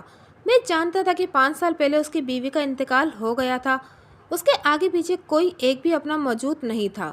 میں اس کی فطری محرومی اور جبلی تشنگی کو سمجھ رہا تھا، اس لیے میں نے اسے بشرا سے ملوا دیا تھا کہ ایک خوبصورت صفے مخالف سے چند باتیں کر کے وہ اپنے ناآسودہ جذبات کی تسکین کا سامان کر لے گا۔ مگر وہ میری توقع سے کئی زیادہ ہوشیار نکلا۔ جب مجھے پتہ چلا کہ وہ بشرا سے شادی کرنے والا ہے تو یہ بات مجھے حقیقت کی دنیا سے کوسوں دور ایک مذاق ہی لگی تھی، مگر اس چھپے رستم نے تو واقعی بشرا کو اپنے شیشے میں اتار لیا تھا۔ کبھی کبھی میں سوچتا ہوں کہ شاید چراغ دن کے پاس کوئی گیدڑ سینگھی ہے۔ چودھری کی آخری بات نے مجھے محظوظ کیا۔ جناب عالی، چراغ دن کے پاس اللہ دین کا چراغ ہے اور نہ ہی کوئی گیدڑ سینگھی، میں نے زیر لب مسکراتے ہوئے کہا۔ کہ سارا جادو 18 ایکڑ زرعی اراضی اور 10 مرلے کے مکان کا ہے۔ وہ کیسے ملک صاحب؟ اس نے سرسراتی ہوئی آواز میں استفسار کیا۔ بشرا نے اپنے بیان میں مجھے بتایا ہے کہ شادی سے پہلے چراغ دن نے اس سے وعدہ کیا تھا کہ وہ اپنی ساری زمین اور گھر اس کے نام کر دے گا، مگر شادی کے بعد وہ اپنے الفاظ سے پھر گیا، میں نے وضاحت کرتے ہوئے چودھری کو بتایا۔ دوسری جانب چراغ دن قسمیہ کہتا ہے کہ اس نے بشرا سے ایسی کوئی بات نہیں کی تھی۔ ہاں، یہ ضرور یقین دلایا تھا کہ وہ ان ماں بیٹی کا پورا خیال رکھے گا اور اس کی موت کے بعد یہ ساری زمین اور مکان وغیرہ انہی کا ہو جائے گا۔ 100 باتوں کی ایک بات ملک صاحب، وہ اکتاہٹ بھرے لہجے میں بولا۔ چراغ دن نے بشرا سے شادی کر کے اپنی زندگی کو سب سے بھیانک غلطی کی تھی، اس سچائی کی وہ خود بھی تسلیم کر چکا ہے چودھری صاحب، میں نے معتدل انداز میں کہا۔ وہ اپنے اس فیصلے پر اب تک پچھتا رہا ہے، بلکہ اس پر بشرا اور شبانہ نے جو تہمت لگائی ہے، چراغ دن کا خیال ہے یہ اس کی اپنی غلطیوں کا ثمر ہے۔ وقت گزر جانے کے بعد پچھتانے کا کوئی فائدہ نہیں ہوتا ملک صاحب، اس نے فلسفیانہ انداز میں کہا۔ میں مرد کی دوسری، تیسری یا چوتھی شادی کے خلاف نہیں ہوں، مگر ایسا کوئی بھی قدم اٹھانے سے پہلے انسان کو اپنے کبھی دیانتداری سے جائزہ لینا چاہیے۔ ریٹائرمنٹ کی عمر کے بعد جوانوں والے کھیل کھیلنے والوں کی ہڈی پسلی کی سلامتی کی کوئی گارنٹی نہیں لے سکتا۔ میں نے تو یہ بھی سنا ہے کہ بشرا نے چراغ دن کو ناکارکردگی کا طعنہ بھی مار دیا تھا۔ آپ نے بالکل ٹھیک سنا تھا چودھری صاحب، میں نے تائیدی انداز میں گردن ہلاتے ہوئے کہا۔ یہ بات خود چراغ دن نے مجھے بتائی ہے، بلکہ اس کا تو یہاں تک کہنا ہے کہ بشرا نے اپنے ملازم جیرا کے ساتھ بھی تعلقات استوار کر رکھے ہیں۔ جب اس نے بشرا کو اس حرکت پر ڈانٹ ڈپٹ کی تو اس نے کمال ڈھٹائی کے ساتھ کہہ دیا، جو چیز چراغ دن اسے مہیا نہیں کر سکتا وہ اگر دوسروں سے حاصل کرے تو اس پر چراغ دن کو کوئی اعتراض نہیں کرنا چاہیے۔ بیوی کی زبان سے اس قسم کی زہریلی باتیں تو ناکارہ سے ناکارہ شوہر کو بھی جیتے جی قبر میں اتار سکتی ہے۔ بے جوڑ شادیوں کا یہی انجام ہوتا ہے ملک صاحب۔ وہ برا سا منہ بناتے ہوئے بولا، مجھے تو پہلے ہی پتا تھا کہ ایک نہ ایک دن یہ گند خانہ ضرور مچے گا۔ آپ چراغ دن اور بشرا کے بے جوڑ رشتے کو کھو میں ڈالیں چودھری صاحب، میں نے معتدل انداز میں کہا۔ ذرا شبانہ کے معاملے کو ذہن میں رکھ کر مجھے اپنی رائے سے آگاہ کریں کہ بشرا نے چراغ دن پر جو گھنونی تہمت لگائی ہے اس میں کس حد تک حقیقت ہے؟ آپ اس بارے میں کیا کہتے ہیں؟ الٹا اس نے مجھ سے سوال کر دیا، آپ اس کیس کو ہینڈل کر رہے ہیں، آپ نے ان تینوں کے بیانات لیے ہیں، میں آپ کی ذہانت المعاملہ فہمی کا دل سے معترف ہوں۔ آپ نے بھی تو اب تک کوئی رائے قائم کر لی ہی ہوگی۔ میں تو یہ سمجھ پایا ہوں کہ چراغ دن اس معاملے میں بے قصور ہے، میں نے صاف گوئی کا مظاہرہ کرتے ہوئے کہا۔ اس کٹھر آگ کے پیچھے بشرا کا کوئی مکر مقصد کار فرما ہے۔ میرا بھی کچھ ایسا ہی خیال ہے، وہ ٹھہرے ہوئے لہجے میں بولا۔ اب یہ بتا لگانا آپ کا کام ہے، بشرا آخر کیا چاہتی ہے؟ میں بہت جلد اس راز تک رسائی حاصل کر لوں گا چودھری صاحب، میں نے چٹانی لہجے میں کہا۔ اس کے بعد بشرا اندر اور چراغ دن باہر ہوگا۔ چراغ دن کا باہر ہونا میرے لیے فائدہ مند ہے ملک صاحب، وہ اپنے ہونٹوں پر معنی خیز مسکراہٹ سجاتے ہوئے بولا۔ میں چاہتا ہوں آنکھ بند ہونے سے پہلے وہ اپنی 18 ایکڑ اراضی مجھے فروخت کر دے۔ میں اس طرف آنے ہی والا تھا کہ چودھری نے خود ہی یہ ذکر چھیڑ دیا۔ میں نے اس کے چہرے پر نگاہ جما کر استفسار کیا، تو آپ چراغ دن کی زمین خریدنے میں دلچسپی رکھتے ہیں؟ یقین مانیے ملک صاحب، میں تو دل سے چراغ دن کا بھلا چاہتا ہوں، وہ گہری سنجیدگی سے بولا۔ آپ بھی یہ بات جان چکے ہیں کہ اس کا کوئی ولی وارث بلکہ کوئی نام لیوا بھی نہیں ہے۔ جب تک اس کی بیوی رضیہ زندہ تھی تو میں نے اس سے زمین خریدنے کی کبھی بات نہیں کی تھی، لیکن اب صورتحال مختلف ہے۔ فرض کریں کسی رات یا کسی دن اس کی پھونک سانس نکل جاتی ہے تو اس 18 ایکڑ زمین اور مکان کا کیا ہوگا؟ اس نے بات ادھوری چھوڑ کر سوالی نظر سے مجھے دیکھا تو میں نے جواب دیا، ظاہر ہے چراغ دن کی زمین اور جائیداد باحق سرکار ضبط کر لی جائے گی، لیکن اس صورت میں کہ دور و نزدیک کا اس کا کوئی رشتہ دار موجود نہ ہو۔ بشرا سے اس کی شادی سے قبل ایسے ہی حالات تھے، مگر اب بشرا کی شکل میں اس کی وارث اپنا وجود رکھتی ہے۔ وہ چراغ دن کی منقوہ ہے، اس کی موت کے بعد سب کچھ بشرا ہی کو ملنا ہے۔ اب باحق سرکار ضبطی کا امکان نہیں رہا چودھری صاحب۔ آپ بالکل ٹھیک کہتے ہیں ملک صاحب، وہ سر کو اثباتی چنبش دیتے ہوئے بولا۔ میں بھی اس حقیقت سے بخوبی واقف ہوں، اس لیے میں نے پچھلے 1 سال سے چراغ دن کی زمین کی خریداری کی بات نہیں کی۔ میری نظر میں بشرا کوئی اچھی عورت نہیں ہے، وہ کبھی بھی چراغ دن کے ساتھ مخلص نہیں رہی۔ آپ نے چراغ دن ہی کی زبانی بشرا کے کالے کرتوتوں کی کہانی سن لی ہے۔ بس میں انتظار کر رہا تھا کہ کب ان کی شادی کے اختتام ہو، اور میں سمجھتا ہوں اب یہ وقت بہت قریب آ چکا ہے۔ باقی جہاں تک چراغ دن کی زمین کی خریداری میں میری دلچسپی کا معاملہ ہے تو وہ سانس ہموار کرنے کی غرض سے متفق ہوا اور پھر اٹل لہجے میں اپنی بات مکمل کرتے ہوئے بولا، یہ میرا اخلاقی حق بھی ہے، میں اس علاقے کا سب سے بڑا ذمہ دار ہوں، میری زرعی اراضی سینکڑوں ایکڑ پر محیط ہے۔ میرے بعد اگر کسی شخص کے پاس کچھ قابل ذکر زمین ہے تو وہ چراغ دن کی یہی 18 ایکڑ ہے۔ اگر چراغ دن اس دنیا میں باقی نہیں رہتا تو اس صورت میں مذکورہ قطع اراضی میرے پاس آنا چاہیے۔ سب سے اہم بات یہ ہے ملک صاحب کہ اس پورے علاقے میں ایک بھی شخص 18 ایکڑ زمین کو خریدنے کی طاقت نہیں رکھتا سوائے میرے، اور میں باہر کے کسی خریدار کو کسی بھی حال میں یہ زمین خریدنے نہیں دوں گا۔ میں سمجھتا ہوں آپ نے میرے خیالات تک کامل رسائی حاصل کر لی ہوگی۔ چودھری حق نواز گوندل کی ذات کے حوالے سے میرے ذہن میں جتنے بھی شکوک و شبہات تھے وہ اس وضاحت کے بعد خارج از سوچ ہو گئے تھے۔ اس نے اپنی بات کے اختتام پر میرے لیے ایک سوال چھوڑا تھا، لہٰذا میں نے رسان بھرے لہجے میں کہا، آپ بالکل ٹھیک سمجھ رہے ہیں چودھری صاحب، آپ کے خیالات سے میں کما حقہ واقف ہو گیا ہوں، تو پھر حکم کریں میں آپ کی کیا خدمت کروں؟ اس نے ٹھہرے ہوئے لہجے میں استفسار کیا، آپ مجھ سے کس قسم کی مدد چاہتے ہیں؟ جب میں نے چودھری سے مدد والی بات کی تھی تو اس نے میرے ذہن میں اس بات کے حوالے سے کچھ اور ہی چل رہا تھا، لیکن اب میری سوچ بدل چکی تھی۔ ایک فوری خیال کے تحت میں نے کہہ دیا، چودھری صاحب، میں نے شروع میں آپ کی CID کی تعریف کی تھی، آپ ذرا اپنے نظام جاسوسی کو حرکت میں لائیں اور مجھے بتائیں کہ بشرا کون ہے، اس کا تعلق کس علاقے سے ہے۔ اگر مجھے اس کے ماضی سے آگاہی حاصل ہو جائے تو اس سے میرا کام آسان ہو جائے گا۔ میں نے کانسٹیبل شفیع محمد کی فراہم کردہ معلومات کی روشنی میں حوالدار خدا بخش کو گجرانوالہ کے علاقے باغبان پورا روانہ کیا تھا۔ اگر خدا نخواستہ وہ معلومات غلط ثابت ہو جاتی تو میں خود کسی بند گلی میں کھڑا پاتا۔ اسی چیز سے بچاؤ کے لیے میں نے چودھری کے وسائل سے مدد لینے کا فیصلہ کیا تھا۔ مجھے صرف 2 دن کا وقت دیں ملک صاحب، اس نے معتدل انداز میں کہا۔ میں اس عورت کا پورا شجرا کھول کر آپ کے سامنے رکھ دوں گا۔ میں نے چودھری کا شکریہ ادا کیا اور اس کی حویلی سے نکل آیا۔ جب میں تھانے پہنچا تو مغرب کی اذان ہو رہی تھی۔ چودھری سے ہونے والی اس طویل ملاقات نے میرے ذہن کی کئی کھڑکیاں کھول دی تھیں۔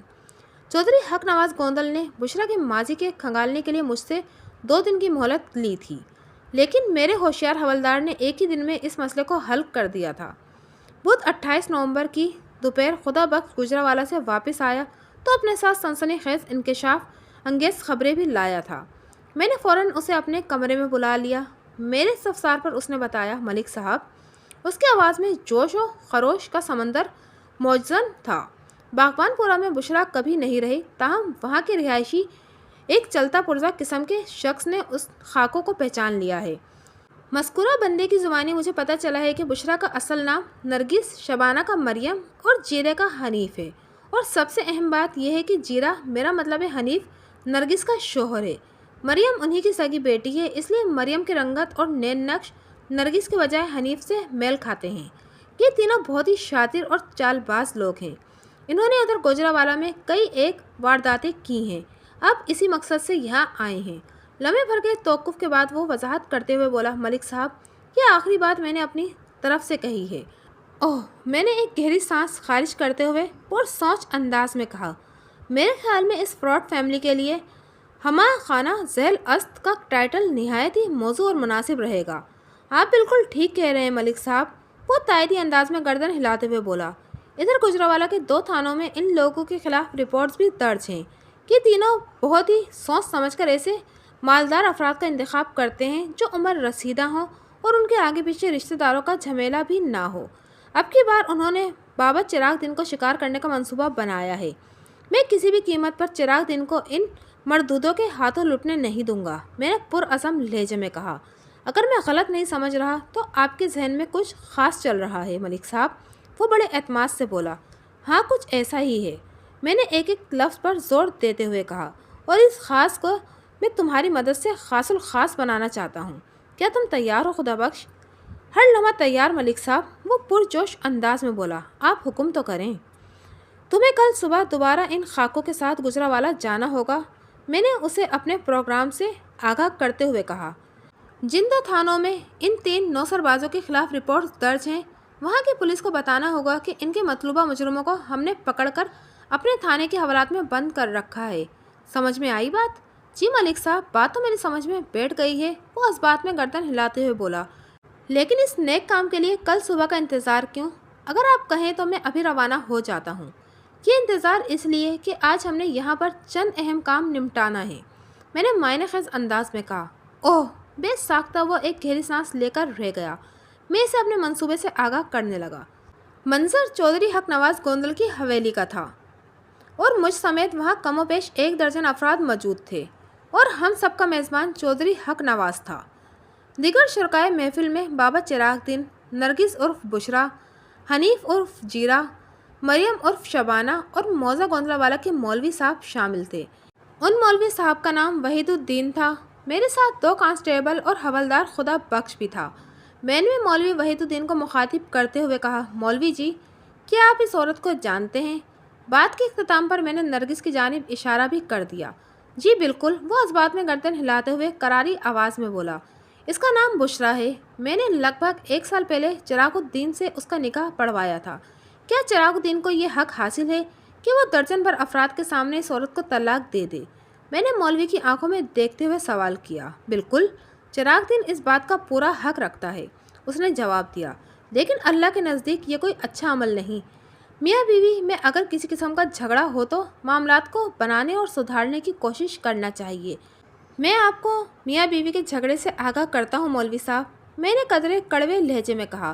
آپ اپنا تمام دینی اور دنیاوی علم استعمال کر کے اس کا تنازع نمٹا دیں۔ یہ تو بہت نیک کام ہے خاندار صاحب، وہ اپنی داڑھی پر ہاتھ پھیرتے ہوئے بڑے اعتماد سے بولا۔ آپ مجھے ان کے مسئلے کے بارے میں بتائیں، اللہ کے حکم سے میں ابھی سب کے سامنے اس مسئلے کو حل کر کے دکھاتا ہوں۔ میں بھی یہی چاہتا ہوں کہ ان دونوں کا مسئلہ سب کے سامنے حل ہو، کیونکہ اس کے بعد مجھے اور بھی اہم کام نمٹانے ہیں، میں نے معنی خیز انداز میں کہا۔ اس وقت میں حاضرین مجلس کی نگاہ کا مرکز بنا ہوا تھا۔ سب سے زیادہ پریشان نرگس اور حنیف تھے۔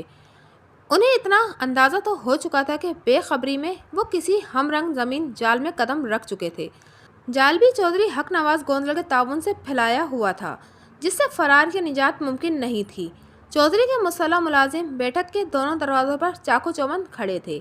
1 سال پہلے آپ نے جس بشرا کا چراغ الدین سے نکاح پڑھوایا تھا، اس کا اصل نام نرگس ہے، میں نے مولوی وحید الدین کی طرف دیکھتے ہوئے پاٹدار آواز میں کہا، اور نرگس پہلے سے شادی شدہ ہے، اس کے خاوند کا نام حنیف ہے، میں نے حنیف کی طرف اشارہ کرتے ہوئے بتایا۔ نرگس سب کو یہی بتاتی ہے کہ اس کا شوہر انور جٹ 4 سال پہلے اسے طلاق دے کر کہیں چلا گیا تھا۔ حنیف کا تعارف وہ اپنے ملازم جیرا کی حیثیت سے کراتی ہے۔ مریم ان دونوں کی سگی اولاد ہے، اور یہ لوگ سیدھے سادے چراغ الدین کی زمین اور مکان کو ہڑپ کرنے کے لیے گونزہ والا آئے تھے۔ اتنا کافی ہے یا کچھ اور بھی بتاؤں مولوی جی؟ استغفر اللہ، مولوی وحید الدین نے اپنے کانوں کو ہاتھ لگاتے ہوئے بولا۔ اللہ مجھے معاف کرے، میں نے اپنی بے خبری میں ان کا نکاح پڑھوا کر بہت بڑا گناہ کر دیا ہے۔ مولوی جی آپ کو پریشان ہونے کی ضرورت نہیں، میں نے تسلی آمیز لہجے میں کہا۔ قصور آپ کا نہیں، اس دغاباز عورت کا ہے جس نے آپ سے حقیقت کو چھپایا تھا۔ اس کا علاج میں اور چراغ دین مل کر ہی کریں گے۔ تھانے دار جھوٹ بول رہا ہے مولوی جی، نرگس فریادی لہجے میں بولی، پھر چودھری حق نواز کی طرف دیکھتے ہوئے ان الفاظ میں اضافہ کر دیا، چودھری صاحب آپ ہی کچھ کریں، آپ تو جانتے ہیں یہ بڈھا چراغ دین مجھ سے شادی کرنے کے لیے مرا جا رہا تھا۔ ہاں یہ تو میں جانتا ہوں، چودھری نے ٹھہرے ہوئے لہجے میں کہا، مگر مجھے یہ معلوم نہیں تھا کہ تم پہلے سے شادی شدہ ہو۔ تم لوگ پہلے بھی ادھر گجراوالا میں اسی طرح کئی لوگوں کو بے وقوف بنا چکے ہو۔ گجراوالا کے 2 تھانوں میں تمہارے خلاف رپورٹس درج ہیں۔ میں نے یہ مجلس منعقد کرنے سے پہلے چودھری کو تمام تفصیل سے آگاہ کر دیا تھا۔ میرا ارادہ تھا کہ یہ کارروائی تھانے کے اندر عمل میں لائی جائے، لیکن چودھری کے مشورے پر اس خصوصی پروگرام کو اس کی حویلی میں رکھا گیا تھا، اور وہ بھی درجن بھر افراد کی موجودگی میں، تاکہ سند رہے اور باوقت ضرورت کام آئے۔ چودھری حق نواز کا کورا اور چٹا جواب سن کر نرگس کا رنگ فک پڑ گیا۔ حنیف کے سامنے رنگ پر بھی سرسوں کھل گئی تھی، اور مریم کی حالت بھی دیدنی تھی۔ آئندہ آدھے گھنٹے میں چراغ دین نے معزز گواہوں کی موجودگی میں بشرا نرگس کو طلاق دے کر اپنی زندگی سے نکال باہر کیا۔ میں نرگس، حنیف اور مریم کو اپنی حراست میں لے کر تھانے لے آیا۔ گرفتاری کے وقت نرگس نے حد درجہ سراسیما آواز میں مجھ سے سوال کیا تھا، آپ ہمیں کہاں لے جا رہے ہیں؟ آج کی رات آپ لوگ میرے تھانے کے مہمان ہیں، میں نے طنزیہ انداز میں جواب دیا۔ چراغ دین کی رہائی کے بعد تھانے کے حوالات بہت سونی سونی سی ہو گئی ہے۔ اس کے چہرے پر موت کے سائے رقص کرنے لگے۔ پھنسی پھنسی آواز میں اس نے استفسار کیا، پھر اس کے بعد تمہاری اصلی ساکوں اور رشتہ داروں کو اطلاع دے دی گئی ہے، میں نے زہر میں بھجے ہوئے الفاظ میں کہا۔ کل کسی بھی وقت گجراوالا کی پولیس تمہاری بارات لے کر آئے گی اور تم تینوں کو اپنے ساتھ لے جائے گی۔ آگے ان لوگوں کی مرضی، میرا کام چراغ دین کو تم جیسی دغاباز عورت کی شر سے محفوظ رکھنا تھا، اور الحمدللہ میں نے اللہ کے فضل سے چراغ دین کو تباہ ہونے سے بچا لیا ہے۔ وہ مجھے ایسی نظر سے گھورنے لگی جیسے اگر اس کا بس چلتا تو وہ کسی وحشی درندے کے مانند مجھے کچا چبا جاتی۔